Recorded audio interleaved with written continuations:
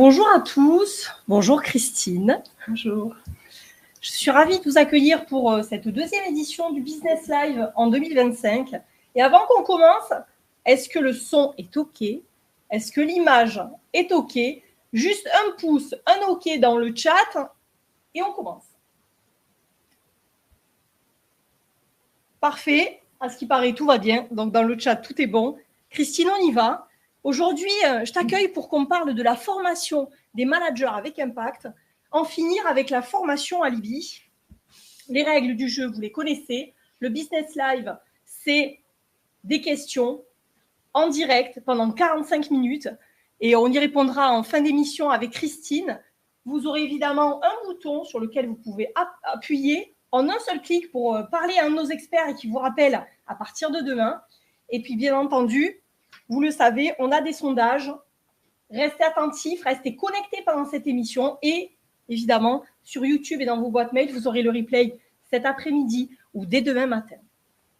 Aujourd'hui, je suis très heureuse et fière de t'accueillir, Christine, sur ce Business Live pour parler formation managériale. Et juste pour te dire que, voilà, on accueille aujourd'hui quand même une femme inspirante de business avec qui, chaque fois qu'on collabore avec elle, on apprend toujours des choses. Donc aujourd'hui, je vais vous laisser finalement l'écouter et poser vos questions en fin d'émission. À toi la parole, Christine. Merci. Merci Marie-Laure pour cette proposition. Merci à toutes et à tous d'être avec nous voilà, pour 45 minutes. Je suis vraiment très contente de passer ce temps avec vous.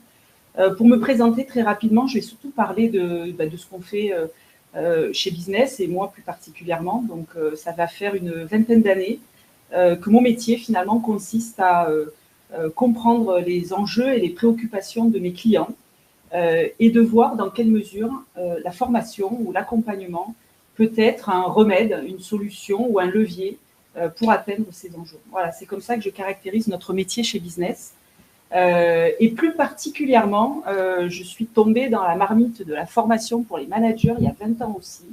Et considérant que les managers sont vraiment des pièces maîtresses dans les organisations, j'en ai fait quasiment une vocation que de m'interroger tous les jours sur la façon avec laquelle on peut faire en sorte d'avoir des managers impactants et épanouis dans leur métier. Voilà. Donc, je suis ravie d'être avec vous. Et le sujet qu'on va aborder aujourd'hui, c'est un sujet qui, pour moi, est super important parce que c'est une façon de montrer aussi comment Business souhaite être utile dans son métier et auprès de ses clients. Et c'est tout ce dont on va parler pendant 45 minutes. Mais avant toute chose, je suis sûre que ce matin, vous avez tous eu un agenda très chargé. Et donc, je vais vous proposer de fermer les yeux un petit instant. Et je vais faire comme vous, je vais jouer le jeu. Je ferme les yeux, Christine. OK. Et je vous ai préparé une petite histoire. Ça sera court, mais j'espère que ça vous permettra de bien rentrer dans le sujet de ce webinaire. Je vais vous raconter l'histoire de Claire.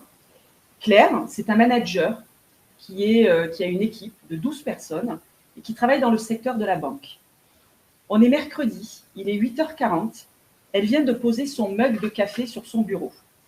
À 9h, elle a rendez-vous avec son équipe pour une réunion où ils doivent préparer l'activité commerciale de la fin de semaine. Le café n'est pas encore tiède. Elle est déjà rattrapée par 3 notifications dans sa boîte mail. Un message de la RH sur la préparation de l'arrivée d'un nouveau collaborateur qu'elle doit accueillir dès lundi matin. Peux-tu, s'il te plaît, nous transmettre le planning que tu as prévu pour la première semaine de onboarding de ton nouveau collaborateur? Un mail de son manager, N+1, j'attends toujours ton compte-rendu de réunion suite à ton rendez-vous avec Jérôme et Thomas. Il me le faut d'ici demain matin. Et un rappel automatique de son dernier engagement qu'elle a pris en formation, réaliser un défi de faire un feedback par jour à son équipe. Claire soupire, sa gorge se serre, car son agenda de la fin de semaine est déjà bien plein. Elle veut bien faire, elle veut progresser, mais entre la pression des chiffres, la charge opérationnelle, les demandes de ses équipes, le retard dans ses comptes rendus, elle se sent comme un funambule sur un fil, sans balancier. Alors elle clique sur une formation dans sa plateforme, comment mieux gérer son temps et ses priorités. Et pensive, elle se dit, ça serait peut-être bien qu'on commence par me dire ce qu'on attend de moi. Alors, vous pouvez réouvrir les yeux pour ceux qui ont joué le jeu. Et alors, est-ce que des clercs, vous en connaissez? Première question que je vous pose, je vous laisse la réponse pour vous. Moi, en tout cas, j'en croise régulièrement et depuis 20 ans, de plus en plus, j'ai envie de dire. Et finalement, le constat, c'est que cette histoire, c'est une histoire qu'on retrouve dans tout type d'entreprise.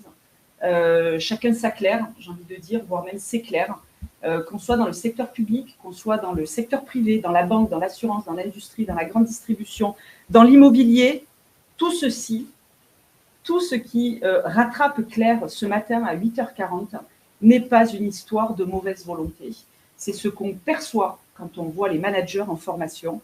C'est très souvent une histoire de priorité, d'accompagnement, de sens, de cadre, de formation, souvent bien conçue, mais pas toujours ancrée dans la réalité. Et donc, Marie-Laure, c'est la question en fait que j'ai envie qu'on se pose dans ce webinaire, c'est comment on peut faire pour proposer à Claire ou aux Claire des formations, des programmes complets qui lui permettent de ne plus avoir la gorge serrée quand elle ouvre sa boîte mail. Merci Christine pour cette introduction. Et moi, avant qu'on réponde à ta question, j'ai envie de t'en poser une autre. Pourquoi avoir choisi le quotidien de Claire, de nous partager cette anecdote pour commencer finalement cette émission? J'ai choisi ce sujet parce que finalement, le sujet de l'impact, ce n'est pas forcément un sujet qui est nouveau. Voilà, on a toujours fait de la formation en souhaitant être utile. Mais par contre, je pense qu'il est urgent d'agir parce que les lignes bougent, le monde s'accélère. Il y a beaucoup de choses qui viennent impacter le rôle du manager. Et donc, par ricochet, les organisations. Et aujourd'hui, plus que jamais, il me semble que nous avons besoin d'avoir des managers qui soient solides, qui aient bien dans leur basket, qui soient bien dans leur basket, pour pouvoir exercer leur mission, relever les défis qu'on leur pose. Et je pense éperdument que l'accompagnement et la formation peut être un investissement riche pour leur permettre de réussir. Donc moi, j'ai vraiment envie d'agir et aussi pour permettre aux entreprises de réussir la transformation ou les transformations qu'elles opèrent tous les jours, parce que finalement, les managers restent des courroies de transmission et ils sont précieux. Voilà, sans eux, il n'y a pas grand-chose qui peut être fait. Et notre boulot, c'est de les accompagner. Donc, il est urgent d'agir pour mieux former, ou en tout cas former avec impact. Et pour ça, est-ce que tu aurais, finalement, pour commencer, on pose le cadre, est-ce que tu aurais quelques chiffres à nous partager? Alors, oui, j'ai choisi 2 chiffres clés que j'ai trouvés dans une étude de la Harvard Business Review, que je trouve quand même assez révélateur, pas forcément plaisant pour des professionnels de la formation comme business, mais en tout cas, ils sont quand même révélateurs. Aujourd'hui, quand on interroge des managers, seulement 15 à 20% d'entre eux déclarent mettre en application de façon durable, et la notion de durabilité est importante, ce qu'ils ont acquis ou ce qu'ils ont travaillé en formation. 15 à 20%, ça ne fait pas beaucoup. C'est peu. Hein, surtout quand on connaît les budgets qui sont dédiés à la formation managériale. Et quand on questionne les décideurs, donc les décideurs, ça peut être des directeurs généraux, ça peut être des DRH, bref, des commanditaires de dispositifs de formation, eh bien, ils ne sont que 25% à déclarer, mesurer une véritable transformation ou une véritable évolution managériale dans les pratiques à l'issue de programmes de formation. Donc, chez Business, ces chiffres, ils ne nous conviennent pas du tout, en fait. Donc, tu veux inverser la tendance? J'ai envie d'inverser la tendance et surtout, j'ai envie aussi de montrer dans ce webinaire que chez Business, on a des solutions qu'on a testées, qu'on a éprouvées, que le choix est vaste, en fait. Donc, il ne faut surtout pas baisser les bras par rapport à ça et il faut être orienté solution. Et moi, aujourd'hui, j'ai envie qu'on se parle vrai, Marie-Laure, qu'on se dise des choses, ce qui est possible, ce qui n'est pas possible, et qu'on trouve les meilleurs moyens d'inverser ces chiffres. Et donc, de passer de la formation à la transformation. Et avant ça, du coup, je vous propose une première partie. Et la question est simple, Christine. Quel est le constat sur la formation des managers aujourd'hui? Avant d'arriver aux solutions, trois éléments clés quand même que je vous partage sur les constats. Il pourrait y en avoir plein d'autres. Moi, c'est les 3 qui me semblent les plus importants et sur lesquels, en tout cas, il faut qu'on investigue. Le premier constat, c'est que la formation seule ne suffit pas. Donc, quand on dit formation seule, finalement, on parle de quoi et surtout comment ça se traduit. Le premier point, c'est qu'effectivement, on se rend compte au travers de ce que nous disent parfois les managers ou les retours qu'on peut avoir en off, c'est que la formation, parfois, elle est bien. Le formateur, il est chouette, il est impactant. Les modèles, les concepts, les trucs, les astuces qui sont proposées sont pertinentes. Ce qui manque, parfois un peu trop, c'est la contextualisation de l'environnement managérial. Et donc, nous, notre proposition chez Business, c'est en phase préparatoire, au-delà de passer du temps à choisir les messages clés qu'on va vouloir faire passer, les concepts sur lesquels on va vouloir travailler, les business cases qui doivent être adaptés aux exercices qu'on va vouloir réaliser. Nous, on propose de vraiment se pencher sur l'environnement du public, l'environnement managérial, comprendre d'où ils viennent, comprendre dans quel environnement ils travaillent, c'est quoi le management dans l'entreprise, etc. Donc, il y a toute une phase d'investigation qui peut parfois, pour certains, peut paraître anecdotique, mais qui va véritablement être ce qui va nous permettre de contextualiser en sur-mesure la formation, puisque vous l'aurez compris, chez Business, on fait des formations sur mesure et très très peu sur étagère, fort de tous ces constats. Quand on veut de l'impact, c'est le sur-mesure qui est nécessaire. Le deuxième point sur la formation seule ne suffit pas, c'est le fait que les formations ne doivent pas être appréhendées de façon ponctuelle. On a tendance, parfois trop, à recommander à nos clients de privilégier une formation qui s'inscrit sur la durée plutôt qu'un one-shot d'une journée ou plutôt que je mets le paquet sur la formation, l'accompagnement des nouveaux managers. Ça, en règle générale, il n'y a pas de problème. Dans les entreprises, il y a des cycles qui accompagnent les nouveaux managers dans leur prise de fonction. La question qui se pose, c'est qu'est-ce qui se passe 18 mois après ou ne serait-ce que 9 mois après ce super cycle de formation pour les nouveaux managers. Le management, c'est une discipline. Pour moi, c'est vraiment plus qu'un métier, c'est une discipline qui nécessite d'être infusée, digérée, qui va venir toucher à ce que l'on est, à ce que l'on fait. Et tout ça, ça nécessite du temps. On ne change pas des habitudes en un claquement de doigts, en un jour de formation, ça, il faut en être conscient. Et donc, nous, on préfère pas forcément faire plus, mais en tout cas, plus s'inscrire dans la durée pour pouvoir justement avoir des formations moins ponctuelles, mais plus impactantes. Et le dernier point, qui est effectivement ce qu'on constate aussi, parfois une défaillance dans le suivi et l'accompagnement. Et pour illustrer ça, je donnerai juste un chiffre clé.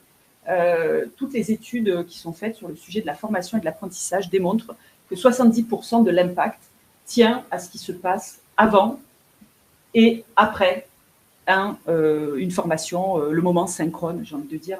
Donc voilà, donc une fois qu'on a compris ça, on se dit que l'accompagnement en amont et en aval, c'est quelque chose d'important et on y reviendra tout à l'heure. Certes, premier constat, donc la formation seule ne suffit plus. Et le métier de manager, Christine, on ne manage plus comme il y a 20 ans. C'est quoi finalement les nouveaux enjeux auxquels se confrontent les managers aujourd'hui? Alors, oui. On a besoin de ton point de vue, en fait. Le deuxième constat, c'est effectivement le métier de manager. Il a toujours évolué, déjà, ça, il faut qu'on se le dise. Il a toujours évolué, mais là, les choses s'accélèrent. Et il y a quand même beaucoup de choses qui viennent impacter le métier de manager. Déjà, le premier constat, je vais en citer quelques-uns, je ne pourrais pas tous les citer, mais ceux qui me paraissent en tout cas le plus intéressant par rapport à notre sujet. Le premier point, c'est déjà de se dire que vous avez tous constaté que le manager sachant, aujourd'hui, n'a plus sa place en entreprise. Le monde est trop complexe, les choses vont beaucoup trop vite pour croire qu'un manager peut absolument tout maîtriser. Donc, ce manager sachant, une fois qu'on s'est dit qu'il n'avait plus forcément sa place, eh bien, il se transforme en un orchestrateur de l'intelligence collective et donc, il faut qu'il apprenne finalement à aller chercher, à aller travailler avec les expertises qu'il peut avoir dans son métier et savoir justement jouer de ça. Donc ça, c'est un vrai changement de paradigme pour un manager et c'est à prendre en considération parce qu'une fois encore, ce n'est pas parce que c'est écrit sur le papier que c'est facile à faire.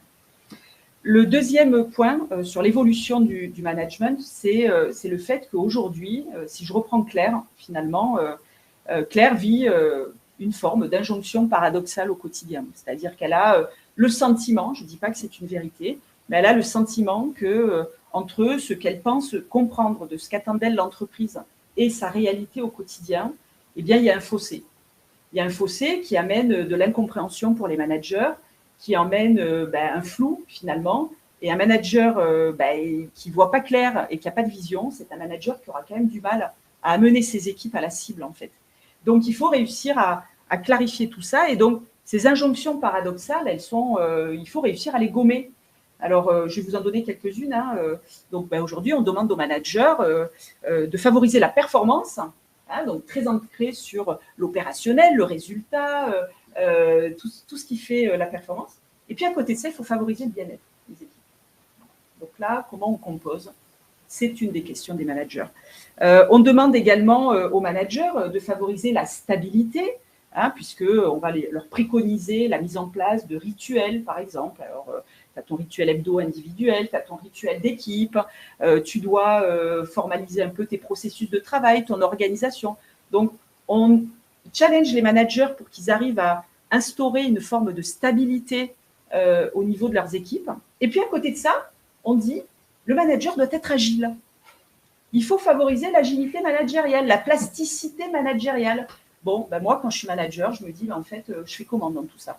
Et puis, le dernier que j'adore, et que vous avez certainement tous constaté, c'est comment manager en étant proche, alors que, aujourd'hui, il n'y a quasiment aucun manager qui ne manage pas à distance, soit par le biais du télétravail, soit par le fait que je manage des équipes en full remote ou des équipes nomades, itinérantes. Donc, injonction paradoxale, encore une fois, pour un manager, on me dit d'être proche, mais tout le monde est loin. Comment je fais? Voilà, donc, ça ne veut pas dire que ces injonctions, ce sentiment d'injonction n'est pas nécessaire, parce qu'effectivement, tout ce qu'on se dit là, c'est vrai.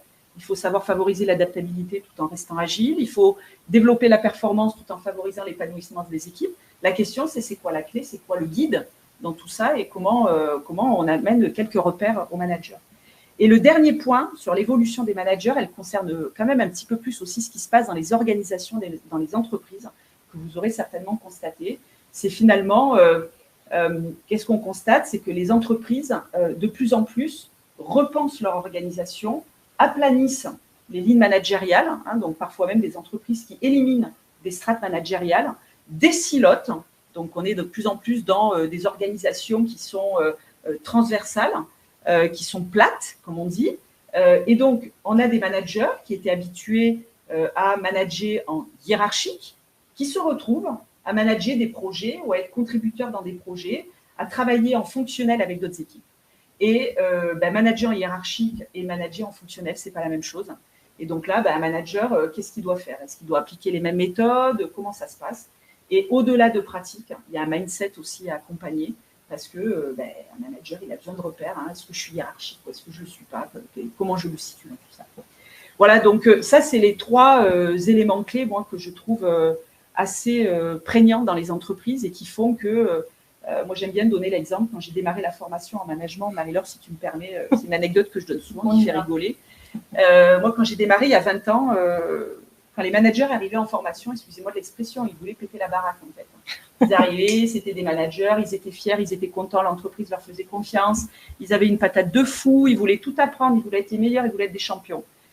Aujourd'hui, un manager en 2025, quand il arrive en formation, il n'est pas du tout dans cet état d'esprit. Il est souvent perdu, il se pose beaucoup de questions, il nous dit qu'il a besoin d'aide et voire parfois même il nous dit qu'il a envie d'arrêter d'être manager. Et ça, c'est pas possible. Il faut qu'on les aide. Merci Christine. C'est maintenant qu'on a un petit peu besoin de vous.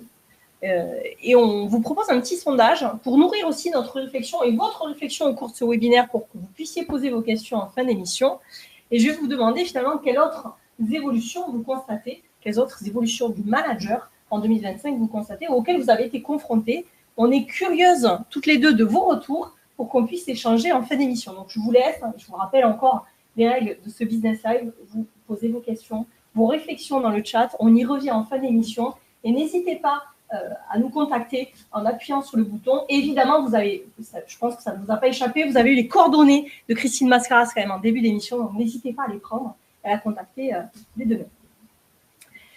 Christine, on arrive finalement, on parle de formation. Tout à l'heure, tu parlais de formation durable, qu'il fallait y faire attention à ce terme. Et durable, qui dit durable, dit forcément formation impactante. Moi, ce que j'aimerais avoir aujourd'hui, c'est ta vision, la tienne, celle de Christine, celle de business, par rapport à l'impact. Alors, c'est vrai qu'on entend beaucoup parler, surtout en ce moment, de l'impact, alors toute forme d'impact, mais également l'impact en formation. Voilà, aujourd'hui, il y a un point d'attention qui est porté. Les chiffres parlent entre eux. Il y a beaucoup d'investissements qui sont faits sur la formation des managers. Il y a beaucoup d'enjeux au-delà, puisque les entreprises comptent sur eux pour porter les organisations et les transformations. Et donc on veut que les OF, les organismes de formation comme business, aient de l'impact. Donc, chez nous, l'impact en formation managériale ou en programme de transformation managériale, je préfère beaucoup plus cette sémantique-là, on l'a traduit par la capacité d'un dispositif à transformer durablement les pratiques, les postures et à améliorer les résultats de la performance managériale. Et volontairement, j'utilise le terme de performance managériale. J'ai un dirigeant, il n'y a pas si longtemps que ça, qui m'a dit parler de performance managériale, c'est un peu fort. Moi, je le dis clairement, il y a trop d'enjeux, en fait, pour ne pas parler de performance. On parle de performance commerciale. Ben, moi, je parle de performance managériale et je veux qu'on soit en capacité d'aller la mesurer. Et ça, cette performance managériale, elle doit se traduire concrètement avec des résultats, à la fois sur le manager lui-même, son épanouissement, son bien-être. On verra un peu quelques KPIs tout à l'heure, sur son équipe. Et là, c'est pareil, il faudra définir ce sur quoi on veut que le management impacte l'équipe, et puis sur l'organisation, plus généralement. Donc, je vous présente une petite slide, je vous invite à regarder surtout la partie gauche de votre écran, qui permet juste de remettre un petit peu l'église au milieu du village sur le sujet de l'impact. Peut-être certains parmi vous connaissent ce modèle-là. En gros, quand vous regardez les deux niveaux du dessus, on est dans globalement ce qui est fait assez systématiquement dans les entreprises aujourd'hui ou par nous-mêmes, organismes de formation. C'est-à-dire qu'on va aller évaluer la satisfaction des participants, savoir est-ce qu'ils ont trouvé que cette formation ou ce programme était pertinent par rapport à leurs attentes et leurs objectifs. Et puis, le deuxième niveau, on va aller s'assurer effectivement qu'il y a bien une progression dans les compétences managériales, avec notamment une évaluation en amont, une évaluation en aval. On est sur les deux premiers niveaux de l'impact que moi, personnellement, j'appelle les deux niveaux zéro. Parce que pour moi, ce n'est pas l'impact, c'est de la mesure de la qualité, c'est de la mesure d'acquis. Mais on n'est pas dans la mesure d'impact. Donc, je me permets en tout cas, c'est un point de vue très personnel, j'ai envie qu'on soit beaucoup plus ambitieux sur la notion d'impact. Pour autant, ces deux niveaux sont nécessaires et indispensables pour atteindre les trois niveaux du dessous, où là, on va véritablement parler d'impact. Donc, l'impact chez business, on le mesure avec quoi? Premier niveau, c'est le transfert en situation réelle, le passage à l'action, comme on l'appelle, la mise en application dans le geste métier. Oui, un participant, un manager peut suivre une formation, avoir compris des choses, avoir découvert des choses, comprendre ce qu'est le management situationnel, avoir des structures d'entretien pour recadrer, avoir la méthodologie pour pratiquer du feedback. OK, mais nous, ce qui va nous intéresser, c'est est-ce qu'il va le faire sur le terrain. Premier niveau d'impact, la mise en application opérationnelle. Et puis, les deux autres niveaux, impact opérationnel dans l'activité et après dans l'entreprise. Donc là, c'est un peu plus global. C'est là où il y a de la réflexion à faire avec nos clients. C'est de se dire, est-ce que d'avoir mis en place ce programme de formation va nous permettre d'avoir de meilleurs résultats, d'avoir un impact positif, à la fois sur la performance de l'unité, par exemple, du manager, son équipe, sa business unit, en fonction de qui il est, du métier qu'il exerce. Et puis, plus globalement, est-ce que ce programme impacte finalement les résultats de l'entreprise sur des critères qu'on devra définir en amont, mais qui pourraient être, par exemple, une influence sur les baromètres sociaux, sur le taux de turnover, sur le niveau d'engagement. Voilà, donc il peut y avoir plein de choses, mais à un moment donné, il faut s'interroger de qu'est-ce qu'on attend d'un dispositif de formation en management. Est-ce qu'on forme pour former? Est-ce qu'on forme pour impacter? Est-ce qu'on forme pour transformer? Si on forme pour former, j'ai envie de dire, les deux premiers niveaux peuvent suffire. Si on forme pour impacter, si on forme pour transformer, il faut aller chercher les trois niveaux du dessous. Et c'est ça aussi qui, pour nous, est important dans les solutions qu'on va vous proposer. Merci Christine. J'en profite juste parce que j'ai eu un petit message dans le chat. Évidemment, vous aurez le support que je vous enverrai avec le replay dès cet après-midi ou demain matin. Et évidemment, j'ai bien noté les évolutions, on en reparlera en fin d'émission, Christine. Et j'ai envie qu'on continue finalement sur ce contexte qui est posé. Je vais te demander, alors je sais qu'il n'y a pas de recette miracle, Christine, mais j'ai quand même envie de poser la question, quelle est ta recette pour avoir une formation management impact? Elle soupire, vous ne l'avez pas entendu, mais... Je soupire, oui, parce que en fait, je n'ai pas de recette, j'ai surtout, je pense, des recommandations, des préconisations, et je pense qu'il doit y avoir des incontournables, en fait. Encore une fois, si on veut vraiment aller chercher de l'impact, et j'espère que vous avez bien compris la différence que je fais entre l'impact et le reste. Donc, la première solution que nous, on propose chez Business, donc, et ça répondra notamment aux besoins que Claire a exprimé dans ma petite histoire, c'est bien entendu de clarifier le rôle du management. Le métier de manager, on l'a vu, il évolue, les organisations, elles évoluent, les écosystèmes managériaux, ils évoluent, le public collaborateur, le profil des collaborateurs évolue, bref, tout un tas de choses qui évoluent, plus des enjeux d'entreprise, des stratégies, parfois des plans stratégiques aussi qui font bouger les lignes. On doit accompagner les entreprises à définir un modèle managérial ou leur modèle de leadership qui soit congruent avec tout cet écosystème. Et quand je parle de modèle de management ou de modèle de leadership, je ne parle pas de fiches de poste, je ne parle pas de fiches de mission, je parle véritablement de modèles sur lesquels les managers viendraient s'ancrer, viendraient ancrer leurs pratiques et leurs postures et comprendre cet ADN managérial qui est attendu pour réussir les ambitions. Donc ça, c'est super important. Donc ce travail de repenser les référentiels ou les modèles, on peut les appeler de différentes façons, il se fait bien entendu avec chaque entreprise. On est sur, là aussi, du sur-mesure. Donc nous, on a la méthode, on a la recette, mais le contenu, il doit être co-construit. On met autour de la table le top management, on va mettre autour de la table des managers, des managers de proximité, parce qu'il faut qu'on ait tout le scope. Et parfois même, il faut qu'on différencie les deux, ça va dépendre des entreprises. Et puis nous, chez Business, il y a un truc qu'on adore faire, c'est mettre dans les groupes de travail des collaborateurs. Ce que j'appelle les bénéficiaires de la performance managériale. On ne leur demande pas souvent leur avis.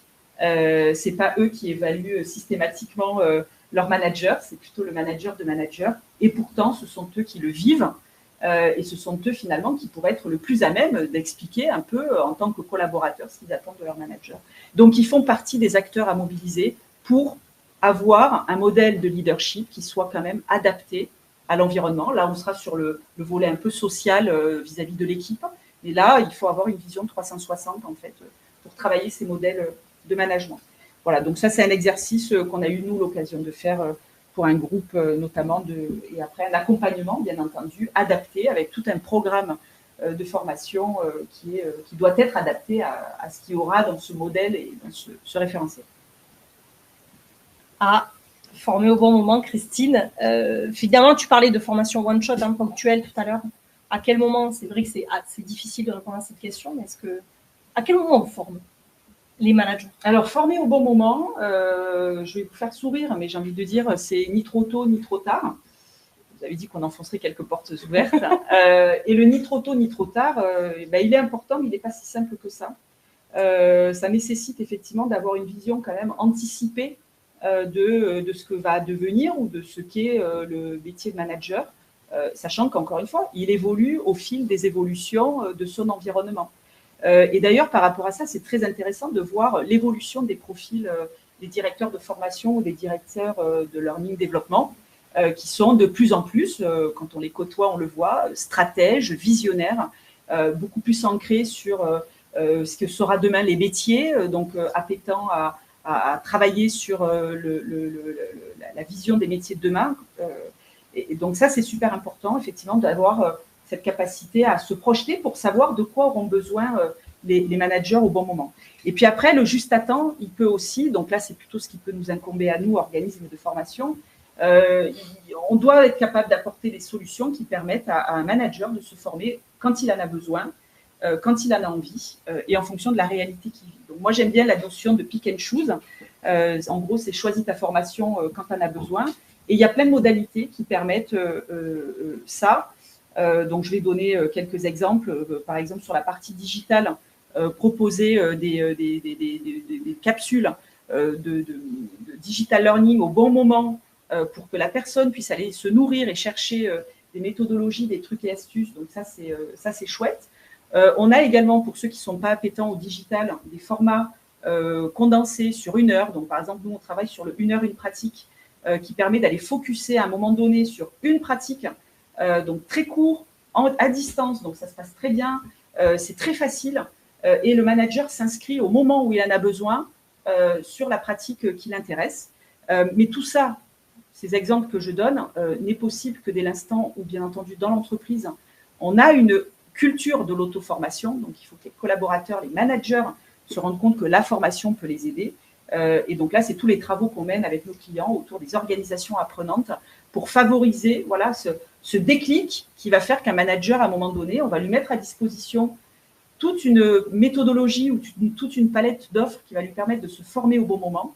Mais il faut aller susciter le besoin et il faut lui montrer que c'est important. Donc, on travaille sur les organisations apprenantes aussi par rapport à ça. Comme un drive, quoi. Il fera ses courses formation quand il veut et comme il veut finalement. Exactement. Selon le besoin. Voilà. Et nous, notre boulot, c'est d'avoir la bonne définition des offres avec nos clients, les bonnes capsules, le bon tempo et les sujets avec vision qui seront nécessaires à court terme pour un manager. Le troisième point, c'est former moins mais mieux. Alors, j'ai le plaisir de vous dire que tout ce que je suis en train de vous dire ne va pas coûter plus cher. Ça, c'est le premier point. Et ne prendra pas forcément plus de temps au manager. Nous, ce qu'on fait chez Business, c'est véritablement repenser la façon d'orchestrer la formation managériale. Et je vais prendre un exemple d'un client qui nous avait sollicité pour retravailler tout son programme de onboarding pour des commerciaux qui était réparti partout dans le monde. Ce programme, il consistait à accompagner pendant 15 jours des nouveaux commerciaux, donc encore une fois partout dans le monde, en les faisant venir au siège. Et donc, ce client nous a donné le défi de nous dire, moi, je voudrais, pour des raisons de coût, de logistique, etc., je voudrais réduire le parcours en présentiel, passer de 10 jours à 5 jours. Qu'est-ce que vous pouvez nous proposer pour le même budget, réussir à avoir le même impact formation, la même qualité, voire encore meilleure si on pouvait, et par contre en minimisant cette partie en synchrone. Et c'est vrai que du coup, on est passé d'un programme qui durait 10 jours à un programme qui dure quasiment 9 mois, mais par contre, avec à la fois, effectivement, on a gardé la venue pendant 5 jours parce que le collectif était important pour mieux comprendre l'entreprise, le sentiment d'appartenance, et tout le reste, on l'a digitalisé au travers d'une plateforme hyper sexy, vraiment qui donnait envie, où pendant 9 mois, finalement, tous les collaborateurs pouvaient venir à la fois découvrir des contenus, à la fois s'entraîner, ils pouvaient cliquer, avoir un coach à distance, etc., etc. Et finalement, alors, le programme est plus long, par contre, les gens se déplacent moins, on est sur une dimension quand même de durabilité et donc d'impact. Et finalement, le client était content, donc je pense qu'on a réussi le job. Peut-être quatrième point, Christine, est-ce que tu peux nous parler de collectif managérial ? Oui, alors rapidement, parce que là c'est pareil, je pense que tout le monde est au fait de tout cela, mais quand même c'est important de le ressouligner. Hein, un manager a besoin de se sentir en cohésion avec ses pairs. Et nous, on voit en formation, souvent ce que les managers nous disent, c'est j'ai adoré la formation, j'ai découvert plein de trucs, je suis content, je me sens plus rassurée, j'ai plus de sens, je vois mieux ce qu'on attend de moi. Le formateur était super, voilà, j'ai adoré. Et par contre, j'ai vachement appris grâce à mes collègues. Et donc ça, bien entendu, il faut que ça soit une force pour l'entreprise. Il faut savoir favoriser cette émulation du collectif. Et donc, il y a plein de façons. Donc nous, on accompagne d'ailleurs nos clients à la mise en place de clubs de managers qu'ils animent après eux-mêmes. Hein. Donc là, on est complètement avec une entreprise qui est autonome pour favoriser l'émulation collective. Nous, on va juste aider à la construction. On a la mise en place de séances de co-développement. Donc, c'est quelque chose qui se diffuse pas mal avec la formation d'ambassadeurs en interne pour qu'ils soient facilitateurs. Donc, nous, on va former les ambassadeurs et ensuite, ça va vivre en interne. Et puis après, il peut y avoir, bien entendu, par le biais du digital, la mise en place on va dire, de capsules qui permettent aux managers d'être en connexion, de discuter entre eux, de partager des problématiques, des solutions, etc., etc. Donc vraiment, cette réflexion sur le collectif, elle est hyper importante parce que ça a de l'impact. Ça a de l'impact vraiment. Mais on le voit même des managers qui se retrouvent en réunion d'équipe avec leur manager, avec leur chef, si je puis me permettre. Ils vont être super contents de voir leur chef, mais ils vont surtout se dire waouh, j'ai vu mes autres collègues et ça, c'était super. Donc, vraiment, il faut miser là-dessus. Ce n'est pas très compliqué, il faut juste bien prévoir les moments et les séquences pour le permettre. Je sais qu'il y a un point, mais je sais qu'on aime, tu sais à quel point, Christine, on aime chez Business les comparaisons sportives, hein, et le sport aussi. Roland Garros vient de se terminer, et je me suis dit, celui qui a gagné, si mes souvenirs sont bons, c'est bien Alcaraz, il a fait peut-être 1000 fois son revers pour qu'il soit bon, qu'il passe pour un bon passing, et au final, peut-être le 1001e, c'est le bon. Et je voulais qu'on parle, tu vois, ensemble de cette importance de l'entraînement. Oui, et pour rebondir sur ce que tu dis, Marie-Laure, le 1001e était le bon, et peut-être que le 1002 ne sera pas bon. Parce que ça peut arriver, de réussir une fois et de se tromper après. Et ça, c'est aussi la bienveillance qu'on doit avoir vis-à-vis des managers. On veut en faire des champions, mais malgré tout, ils peuvent avoir le droit de se tromper. Oui, l'entraînement, Business, de toute façon, c'est notre marque de fabrique. Hein, ça fait 18 ans qu'on existe. Hein. Pour ceux qui nous connaissent, ils le savent. Ça fait 18 ans qu'on dit le training est ROI. Donc, ça veut dire quoi, hein? Ça veut dire que par le biais de l'entraînement, c'est là qu'on va acquérir un réflexe. Le réflexe, c'est la compétence inconsciente. Donc, c'est la compétence qu'on va activer avec aisance, sans même y penser. Donc, on ne va pas transpirer quand on va activer cette compétence-là, puisqu'elle est inconsciente. Et quand on dit prendre le goût et le plaisir de manager, c'est aussi ça. Parce que si un manager doit commencer systématiquement à se dire, alors là, il faut que je fasse petit 1, petit 2, petit 3, petit 4, il va le faire. Il aura certainement, il y arrivera, mais c'est vrai qu'intellectuellement, c'est pas la même chose que quand on est dans le réflexe. Donc, l'entraînement permet de développer effectivement les réflexes. Donc, ça, c'est très, très important. Je veux bien aussi qu'on discute de Coco Gauff, puisque tu me parles d'Alcaraz. Moi, j'aime bien Coco Gauff parce que tout le monde l'a donnée perdante quand même. Et je pense qu'elle a dû passer des heures et des heures à s'entraîner pour arriver à accomplir, à faire le match qu'elle a fait le samedi à Roland-Garros. Donc oui, l'entraînement, il permet d'affiner le geste, il permet de donner confiance. Et donc ça, c'est super important. Donc nous, le training, c'est quelque chose qui est essentiel. Hein. 80% du temps dans nos formations, on le passe en training. Il y a plein de façons de faire du training. Donc il y a du training en synchrone, qu'on soit en salle de présentiel ou à distance. Et puis aujourd'hui, dans notre métier, on a la chance d'avoir le digital qui accélère tout ça et qui nous donne des vraies opportunités d'entraînement avec, par exemple, l'usage de simulateurs conversationnels, chatbot conversationnels, qui va permettre, par exemple, à un manager d'avoir un échange avec ChatGPT, qui sera son collaborateur et sur lequel il va pouvoir s'entraîner à pratiquer le feedback. Voilà. Et en plus, derrière, il aura un débriefing hyper objectif, sans aucun jugement de valeur, puisque c'est l'IA, très objectif sur ce qu'il a bien réussi, ce sur quoi il peut progresser. Et ça, autant que je veux, ça devient carrément un jeu, en fait, de pouvoir s'entraîner avec ces outils-là, qui peuvent aussi être utilisés en salle. Mais en tout cas, voilà, aujourd'hui, on a plein de façons de faire du training. Et nous, c'est vraiment quelque chose que je mettrais presque en modalité pédagogique numéro 1 pour avoir de l'impact, véritablement. Et bénéficier d'une formation, c'est bien. La mise en situation, c'est quand même vachement mieux. Ouais, donc je l'ai dit tout à l'heure, il faut favoriser, réunir les conditions de transfert, ce qu'on appelle la transférabilité de la compétence en situation réelle. Et là, les conditions, elles peuvent dépendre de nous, elles peuvent dépendre de l'entreprise.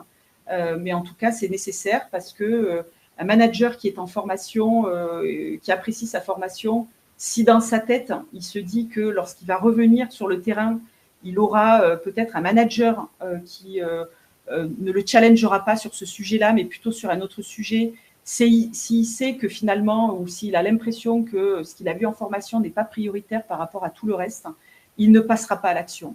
Donc, il faut savoir mobiliser les conditions qui permettent ce passage à l'action et puis aussi qui donnent envie, parce que parfois, passer à l'action, c'est sauter un peu dans le vide. On a des managers qui disent, moi, à l'issue de cette formation, je suis transformée. Moi, quand on me dit ça, j'ai le poil qui s'hérisse. Et presque parfois, j'ai peur parce que je me dis, waouh, ça va pas être facile. Et donc, il faut mettre dans les conditions du succès, avec toute la bienveillance, le droit à l'erreur, avec notamment justement l'entraînement qui est intéressant, pour favoriser ces conditions de passage. Et puis, si je reprends l'exemple du digital, aujourd'hui, on peut avoir des solutions qui vont nous permettre d'envoyer des notifications push à nos managers qu'on a eu en formation pour leur rappeler, comme Claire, est-ce que tu as bien mis en place ton défi un jour un feedback, parce que c'est aussi ça, on a besoin d'être stimulé quand on est manager et de se dire, ah oui, oula, j'ai pris un engagement, il faut que j'y aille, il ne faut pas que je l'oublie. Donc, en fait, notre boulot aussi, c'est de proposer des modalités qui permettent de lutter parfois contre le naturel, quoi. Et Christine, évidemment, on a parlé d'impact tout à l'heure. L'important, c'est quand même de le mesurer. Je fais juste une petite parenthèse. Je sais qu'il reste 4 minutes sur le webinaire, mais on va peut-être déborder. On va peut-être déborder un petit peu. Restez avec nous parce que on sait que Christine, elle est intéressante. Donc, restez avec nous et n'hésitez pas à appuyer sur le bouton « Me contacter » ou évidemment à prendre les contacts de Christine que vous aurez à la fin de cette partie-là. Je vais le faire en 4 minutes. Je vais essayer 3. Allez. On se challenge? Ouais, je vais faire 3 et comme ça, après, on répondra aux questions. Allez. Bah oui, parce qu'une fois qu'on s'est dit tout ça, c'est vrai que la question qui arrive assez vite, c'est « Ok, j'ai compris, il faut que je mette en place des solutions pour impacter, mais comment je mesure l'impact ?» Et sur la formation managériale, c'est vrai que ce n'est pas simple, parce qu'on est souvent sur de la posture, on est sur du soft skills parfois, on est sur des choses qui peuvent paraître assez subjectives, on est sur du comportemental. Quand on forme des commerciaux à la prise de rendez-vous par téléphone, c'est plus simple, hein, il suffit de regarder le taux de transformation des rendez-vous pris par téléphone. Bon, en management, ce n'est pas tout à fait pareil, c'est plus subjectif. Et je pense que c'est aussi pour ça que voilà, toutes les entreprises et tous les organismes de formation ne le travaillent pas forcément, parce que ça nécessite quand même de la méthode et du savoir-faire. Donc, point de départ, bien entendu, définir des KPIs. Alors, ça paraît tout bête, mais en règle générale, quand on construit une formation, on est super bon pour définir des objectifs pédagogiques. Bon, c'est la première base, c'est important. Le KPI, c'est encore autre chose. Le KPI, c'est la réponse, Marie-Laure, à la question « Qu'est-ce que je vais aller observer concrètement sur le terrain ou dans des chiffres pour pouvoir me dire que j'ai bien fait de mettre en place ce dispositif de formation? Qu'est-ce qui va me permettre, qu'est-ce que je vais aller observer, mesurer pour me dire « J'ai bien fait ». Pas si simple, encore une fois. Donc, nous, ce travail, on le mène en co-construction avec chaque entreprise, la définition des KPIs. On les challenge, voilà, honnêtement, on les challenge parce qu'on sait que c'est pas si simple que ça. On les guide par le biais du questionnement aussi pour aller identifier 2-3, il n'en faut pas 15, hein, donc ça, c'est important, 2-3 KPIs révélateurs, mesurables, qui vont nous permettre de dire, OK, job is done, oui, alors il en faut encore plus, ou il faut faire différemment. Ça, c'est extrêmement important. Donc, par exemple, j'en ai parlé un petit peu tout à l'heure, est-ce qu'on estime dans telle ou telle entreprise que la qualité ou la performance managériale doit avoir un impact sur le taux de turnover? Oui, non. Est-ce qu'on estime que la performance managériale doit avoir un impact sur le niveau d'engagement et le baromètre social de l'entreprise? Oui, non. Est-ce que, de façon plus micro, si on pense qu'instaurer la culture du feedback est quelque chose d'important, à combien on estime qu'un manager doit émettre du feedback auprès de ses équipes? Un par jour, un par semaine? Et puis ça, après, bien entendu, j'en arrive au deuxième point, il faudra qu'on définisse les moyens de mesure. Donc les moyens, ils peuvent être de différentes formes, ils peuvent soit dépendre de nous ou être réalisés en interne. Ça peut être des grilles d'observables si je dois aller observer sur le terrain. Ça peut être des petits indicateurs, baromètres, des outils assez sympas qui existent aujourd'hui pour aller interroger les collaborateurs. Je rappelle que ce sont eux les meilleurs évaluateurs de la performance managériale. Mais en tout cas, il faut y penser. Donc, à chaque indicateur, il faut bien définir le moyen de mesure. Et puis, il faut savoir mobiliser les bons acteurs. Les bons acteurs, ça peut être, alors nous, parce que nous, on peut, dans certaines situations, quand on nous le demande, aller sur le terrain, aller observer véritablement à partir d'observables, c'est-à-dire des compétences managériales traduites en observables, d'aller vérifier, d'aller voir est-ce que le manager a bien mis en application tel ou tel point. Ça peut être fait par les managers de managers, ça peut être fait par des coachs internes quand l'entreprise en a. Et puis, il y a aussi les RH qu'il faut mobiliser puisqu'ils sont aussi garants de l'impact de la formation et typiquement de leur ressort à eux. Ça peut être les enquêtes de satisfaction ou les baromètres sociaux. Et la condition sine qua non, alors au cas où vous ne l'auriez pas compris, je vais la donner, mais je suis sûre que vous avez compris ce que je vais dire. La condition sine qua non, c'est l'intégration et l'implication des managers de managers. Voilà. On a un effet de mimétisme extrêmement fort dans une formation managériale. J'aime bien donner l'anecdote qui consiste à se dire que, tiens, Marie-Laure, je te pose une question. À ton avis, de quoi ou de qui parle le plus un manager lorsqu'il est en formation? Alors déjà, avant que je donne ma réponse, parce que je vais réfléchir un instant, vous pouvez aussi m'aider dans le chat. Et je dirais, ce qui parle le plus peut-être de l'humain, qui est peut-être difficile à gérer, et de son manager. Exactement. Il ne parle pas que de ça, mais effectivement, son point d'ancrage, c'est son manager de manager. Voilà. Donc, systématiquement, durant une formation, inconsciemment ou consciemment, le manager va se poser la question, est-ce que ce qu'on me demande de faire est bien appliqué par mon manager, mon N+1 est-ce qu'il porte... Ils ont tous dit ça dans le chat, de son manager et de son boss. Très bien. Bien joué. Voilà. Donc, ça veut dire que le manager de manager, il faut l'aider en fait à exercer cette exemplarité vis-à-vis de ces N-1 qui sont en formation, parce que ce n'est pas le tout de se dire ça, il faut trouver des solutions. Et donc, c'est super important de les intégrer dans le dispositif. Donc, nous, on aime bien quand nos clients nous proposent dans le comité projet, par exemple, de construction, d'avoir des managers de managers présents. Il faut s'interroger aussi sur la façon avec laquelle on va les impliquer, les intégrer tout au long du dispositif. Et puis enfin, il y a une dernière anecdote que je vais me permettre de raconter, parce qu'encore une fois, je trouve que c'est assez concret. Il y a quelques années de ça, on a un client du secteur bancaire qui nous avait challengé sur ce sujet en nous disant, bon, les managers de managers, bien sûr, ils sont importants, mais enfin, nous, on voit bien, quand on leur demande, ils le savent, c'est leur job, mais ils ne le font quand même pas.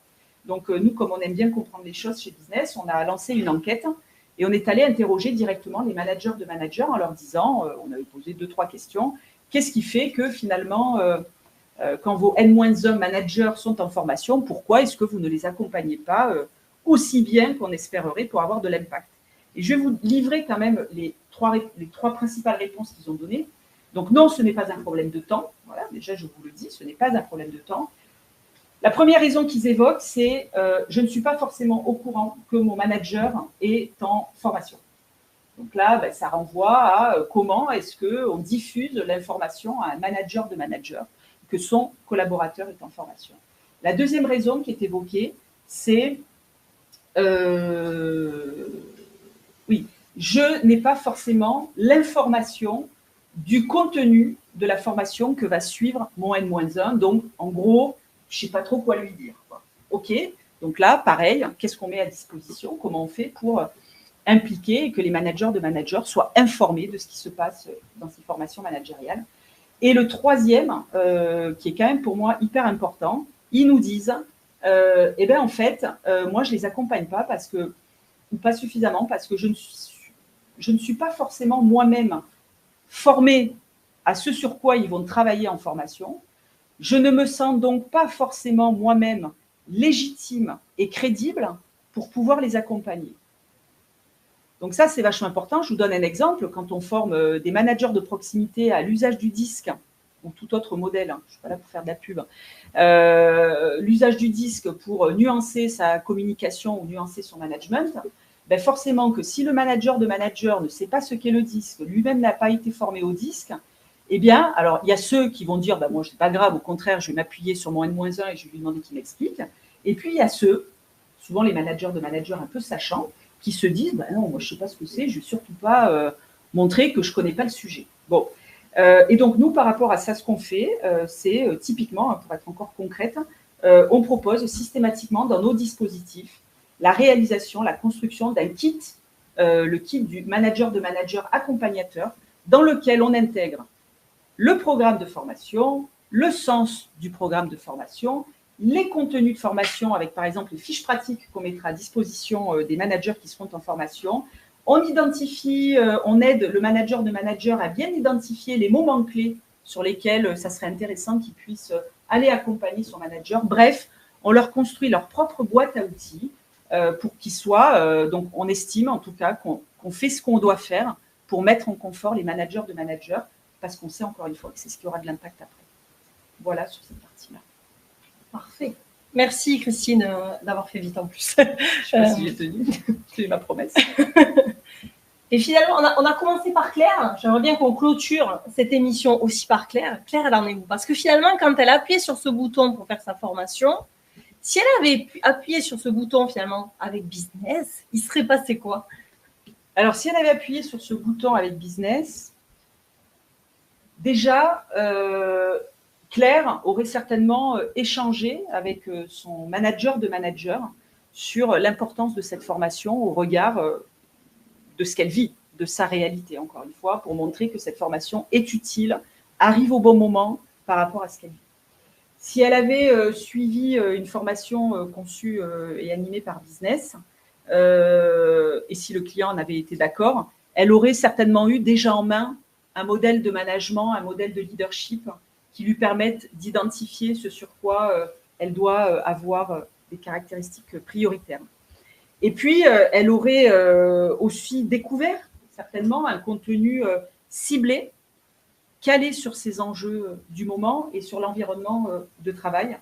Elle aurait eu l'occasion d'échanger avec d'autres managers, donc elle n'aurait pas fait qu'un module de e-learning, elle aurait eu tout un dispositif à sa disposition qui lui aurait permis soit de faire du REX, soit d'intégrer un club de managers sur ce sujet-là, soit d'avoir des séances de co-développement. Mais en tout cas, elle aurait échangé avec d'autres managers qui vivent les mêmes défis qu'elle. Elle se serait beaucoup entraînée, parce qu'une formation gestion du temps, où on apprend à dire non, où on apprend à responsabiliser, où on apprend à repousser les singes, et bien c'est des formations qui nécessitent beaucoup d'entraînement. Et puis, certainement, qu'elle aurait eu la perception, le sentiment, et elle nous l'aurait dit, de ne pas suivre une formation comme les autres, mais de suivre un programme de mise en mouvement, et qui l'aurait aidé à mieux comprendre ce qu'on attend d'elle et de mieux définir son pouvoir d'agir. Merci Christine. Et je vais conclure ce webinaire par une petite conclusion, inspirée évidemment et que Christine m'a glissé à l'oreille, il faut le dire, qu'une formation avec impact, ce n'est pas une formation qui apprend juste à faire, c'est une formation qui donne envie d'agir, vous l'aurez compris. Ce n'est pas une formation qui transforme les compétences, mais qui transforme aussi une posture, un collectif et une organisation. Merci Christine. On va voir ce qu'ils en pensent. Merci. On passe évidemment aux questions. Et avant de passer aux questions, moi j'en ai une pour toi, Christine. On a dépassé un petit peu, 8 minutes. Mais on a encore des personnes en direct. Et j'ai envie qu'on continue juste une petite partie. Et s'il y avait une autre personne que Claire, et par exemple qu'on parlait de... Comment ? Les questions. Il y en a pas. Ah, ok, donc Claire. Ah oui, donc Claire, c'est ça. Est-ce qu'on peut parler, par exemple, s'il y avait une autre personne que Claire en formation qui arrivait, et Benjamin, je ne sais pas, Benjamin, quelles sont finalement les autres problématiques auxquelles, toi, Christine, par ton expérience, qu'est-ce que tu peux nous dire sur... ils arrivent, quels sont leurs problèmes à résoudre, finalement. Benjamin. Alors, attends, Claire, elle avait un sujet effectivement, de cadre flou, de périmètre pas très bien défini. Alors oui, alors Benjamin, j'en ai une là. Donc Benjamin, ça peut être le manager hyper motivé, engagé pour son entreprise, engagé pour son équipe, et qui arrive en nous disant je ne comprends pas où va mon entreprise, je ne comprends pas quel est le sens, il y a trop de choses qui changent, on ne parle plus d'un changement, mais on parle de plusieurs changements, et je ne sais plus trop comment finalement redonner du sens aux choses à mes équipes, parce que la vision, elle n'est pas claire, et je ne comprends plus trop. Voilà. Donc ça, c'est aussi important. Un manager, il a besoin... Alors, les managers ont conscience que manager dans l'incertitude, c'est OK. Par contre, ils ont besoin d'être rassurés sur le fait qu'ils sont dans une entreprise qui sait où elle va, qui a un capitaine à bord qui, lui, en tout cas, a la vision des choses. Et ils ont besoin aussi de transparence sur les étapes, parfois, des changements. On voit, hein, on met parfois beaucoup de précautions à ne pas communiquer trop de choses, trop en avance de phase. Hein. La com, c'est pareil, hein, c'est au bon moment, hein, pas trop tôt, pas trop tard. Alors, une fois qu'on s'est dit ça, c'est pareil, c'est compliqué. Mais en fait, aujourd'hui, les managers, ils sont tout à fait en capacité de comprendre que tout n'est pas défini, tout n'est pas ficelé, Et ça, ils ont besoin aussi de se l'entendre dire et pas que de se le dire à eux-mêmes. Voilà, parce que le manager doit avant tout avoir confiance à l'entreprise, même si les choses, elles sont pas toujours très bien définies. Ça fait partie du monde dans lequel on vit et les managers le savent. Mais il faut qu'ils aient confiance. Et la confiance, elle passe aussi par l'authenticité et le niveau d'information, la transparence. Tout à fait. J'ai une dernière question pour clôturer cette émission, Christine. Des questions? Oui. Ah, pardon, j'avais pas vu les questions. Y a-t-il de nouvelles thématiques en formation pour manager la génération Z? Alors, moi, je parle pas trop, enfin, en tout cas, moi, chez Business, on se rencontre. Alors, je ne vais pas parler de Business, encore une fois, j'aime bien me rattacher au manager. En fait, le sujet que nous, on travaille pour répondre à cette problématique, hein, vous l'avez raison, hein, les générations Z, elles ont des caractéristiques particulières, mais de la même façon que les X avaient leurs caractéristiques particulières, etc. En fait, les managers, ce qu'ils disent quand ils sont en formation, c'est pas tant ce qui est compliqué, c'est la génération Z. Ce qui est compliqué, c'est l'intergénérationnel, en fait. C'est le fait de se dire qu'aujourd'hui, en 2025, et demain, si on travaille encore plus longtemps, ça va encore s'exacerber, un manager peut avoir jusqu'à 4 générations différentes dans ses équipes. Et c'est cette cohabitation-là qui n'est pas toujours très simple. C'est cette agilité managériale qui n'est pas toujours simple parce que, en fonction de ma propre génération à moi, je peux avoir des repères différents. Et nous, c'est vrai que comme on n'aime pas trop stigmatiser et catégoriser les générations, on préfère travailler vraiment sur cette notion d'intergénérationnalité plus que focuser sur les générations Z, et parce qu'après, il y aura les autres de toute façon. Voilà. Mais pour autant, il faut comprendre effectivement qu'est-ce qui caractérise des générations Z, qu'est-ce qui les différencie des générations, des autres générations à venir ou passées, pour pouvoir après comprendre comment est-ce qu'on peut mettre tout le monde dans un collectif soudé, en fait. Donc déjà, c'est comprendre ça, pour répondre à la question. C'est enlever le prisme de je catégorise, il y a les Z et il y a le reste du monde. Un manager aujourd'hui, il manage de la diversité, parce que dans une équipe, en matière de diversité, le sujet n'est pas que générationnel.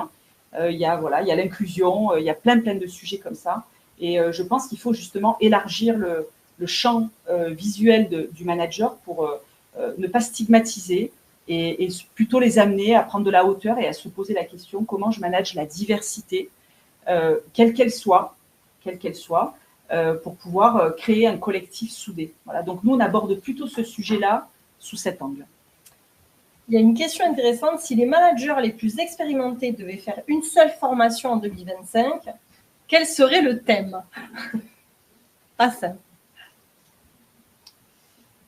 Alors, je donnerai un thème qui me paraît intéressant parce que je pense qu'il englobe en fait pas mal de choses. J'irai sur le chemin de identification des talents, identification des potentiels et gestion des talents. Parce que finalement, quand on travaille ce thème avec des managers, on va travailler d'autres thèmes. C'est-à-dire qu'on va travailler l'écoute active, on va travailler la capacité d'observation, on va aller travailler le sens, on va aller travailler le développement des compétences, la gestion des talents, c'est comment j'élève aussi le niveau de jeu. Et il y a un enjeu extrêmement fort aujourd'hui en entreprise de fidélisation des collaborateurs. Vous parliez de la génération Z, parmi ses caractéristiques, hein, elle est beaucoup plus volatile que d'autres générations et aujourd'hui, le turnover coûte cher aux entreprises et avoir des managers qui sont capables d'identifier des potentiels, de développer des talents pour justement donner envie à ces générations de rester dans l'entreprise, de les fidéliser au travers de trajectoires professionnelles qui soient cohérentes avec leurs enjeux et leurs ambitions. Voilà, je pense que ça peut répondre à pas mal d'enjeux d'entreprise. Et également, ça permet aussi de renforcer la légitimité managériale, parce que finalement, aujourd'hui, c'est une des missions clés d'un manager pour motiver ses équipes, pour les embarquer, pour les engager. Voilà, un collaborateur, il a besoin d'être reconnu. Et dans le être reconnu, il y a aussi valorisation de ses compétences, valorisation de son travail. Donc voilà, identification des potentiels, gestion des talents. Pour moi, c'est un enjeu à la fois fort pour les managers et à la fois importante pour les enjeux des entreprises. Et il y a une dernière question, mais je pense que je vais demander à peut-être Akram sur le chat de préciser comment améliorer les expériences managers, parce que je pense que tu as donné déjà une partie de la réponse dans ce webinaire. Mais est-ce que peut-être Akram, reprendre, peut-être préciser la question, et pour revenir aux évolutions peut-être des managers aussi, en attendant qu'ils précisent la question, il y a quelqu'un qui a parlé de reconnaître le management comme une compétence et non comme une promotion dans l'entreprise, pour que ça vienne nourrir le propos du jour par Laurent et Valérie, recrutement, transmission des savoirs intergénérationnels. Donc on y était. Akram, je n'ai pas la précision à la question. Peut-être parti, il est là. Il me semble qu'il est toujours là. Vas-y, tu peux répéter la question? La question, c'est comment améliorer les expériences managers.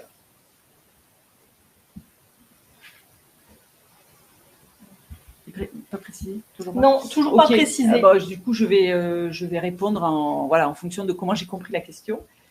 Si je me trompe, pas de sujet. Et Marina, te remercie pour la réponse pertinente. D'accord, merci. Comment améliorer l'expérience des managers? Donc, j'imagine dans l'entreprise. En fait, ma question, ça aurait été de dire est-ce que l'expérience manager en entreprise ou en formation? C'est pour ça que j'aurais aimé la clarification. En entreprise, moi, je ne veux surtout pas parler à la place de DRH ou autre. Moi, je mettrais peut-être l'accent, ou si je devais donner une recommandation, c'est donner du sens au métier. Donner du sens au métier, c'est extrêmement important. Donc, ça revient à tout ce que j'ai dit tout à l'heure. Mais au-delà de ça, il faut valoriser les managers en leur expliquant qu'ils sont importants dans les entreprises. En leur faisant toucher du doigt les enjeux aussi concrètement. Et quand on dit qu'ils sont importants, ils sont importants. Pourquoi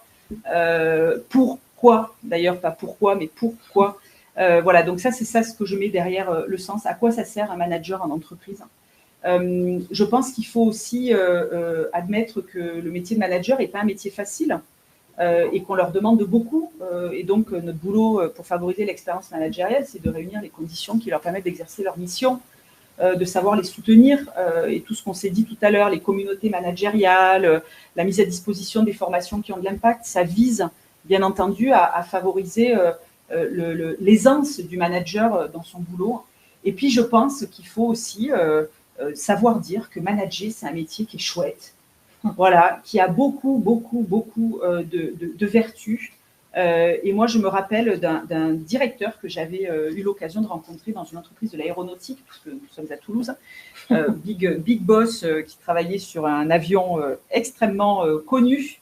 Et je lui avais dit, un peu impressionné par toute la carrière qu'il avait eue, je lui avais dit, mais finalement, vous avez construit des énormes avions, vous avez managé des milliers de personnes, vous avez tout ça. Et je lui avais dit, mais finalement, qu'est-ce qui finalement vous a donné le plus de plaisir dans toute cette carrière que vous avez eue en tant que manager? C'est vrai qu'on aurait pu se dire, il aurait pu se glorifier d'avoir participé à des programmes de construction d'avions très, très connus. Et en fait, ce qu'il m'a dit, c'est que en fait, ce qui lui avait, tout au long de sa carrière, le plaisir le plus immense qu'il avait eu, c'était de permettre à des collaborateurs ou des managers de progresser. Et je pense que ça, il faut savoir le dire aux managers. Oui, c'est un métier difficile, mais c'est extrêmement enrichissant, c'est extrêmement valorisant. Et puis, voilà, quand on a le goût des hommes et des femmes, ou le goût des autres, voilà, on sait que quand on est manager, on apporte aux gens. Et ça, on le dit pas suffisamment aux managers. Voilà. Et donc, on a parfois des gens qui disent moi, je ne veux surtout jamais devenir manager, mais parce qu'ils ne perçoivent pas tout ce que peut être d'enrichissant et de généreux, finalement, d'être manager. J'espère que la réponse convient. Et je pense qu'il est temps pour nous de vous quitter. Mais avant de vous quitter, je voudrais remercier Christine pour ce moment passé avec toi, pour tout ce que tu nous as appris aussi dans la phase préparatoire, parce qu'on apprend aussi de cette thématique. Vous avez ses coordonnées. Je vous laisse la contacter, les prendre. Et puis, encore un grand merci, Christine, d'avoir été avec nous. Merci à vous. Désolée pour le timing. Vous pouvez aussi la joindre, je l'ai mis, mais sur LinkedIn. C'est important parce qu'elle est quand même, on parlait d'impact, tes posts, je peux peut-être en parler parce que moi je les suis, ils sont impactants et inspirants, et je vais vous donner, parce qu'elle a donné pas mal d'anecdotes, mais maintenant j'en ai une, elle ne le savait pas, mais Mais moi, j'ai retenu, j'aime bien le foot, et j'ai retenu celle sur le PSG, parce que vous n'êtes pas sans savoir qu'ils ont gagné la Ligue des Champions. Et quand tu as fait une comparaison de leader inspirant avec Luis Enrique, je vous invite à aller le lire parce qu'il est, il est génial, ce post. Et je voulais juste le dire en direct. Merci. Vous pouvez, Christine, Christine, c'est aussi business, donc vous pouvez contacter business. Normalement, ça suit. C'est surtout business. Surtout business, c'est ça. Vous avez un QR code qui vous ramène sur le formulaire de contact de notre site web. Je vous invite à vous abonner à notre newsletter parce qu'on vous envoie forcément de l'expertise inspirée de nos experts en interne. Et vous pouvez nous suivre sur les réseaux sociaux. Et je vous invite à aller consulter YouTube parce qu'il y aura forcément le replay de cette émission. Si vous avez loupé, vous étiez en réunion ou peu importe, vous pourrez revoir n'importe quelle partie. Évidemment, moi, je tenais à tous vous dire merci. Merci Christine, merci à toutes les personnes en direct qui sont restées malgré le petit retard. Je vous souhaite à tous une bonne journée. Bonne journée Christine et j'espère à très bientôt ensemble pour écrire de nouvelles histoires formation. À bientôt. Au plaisir. Merci.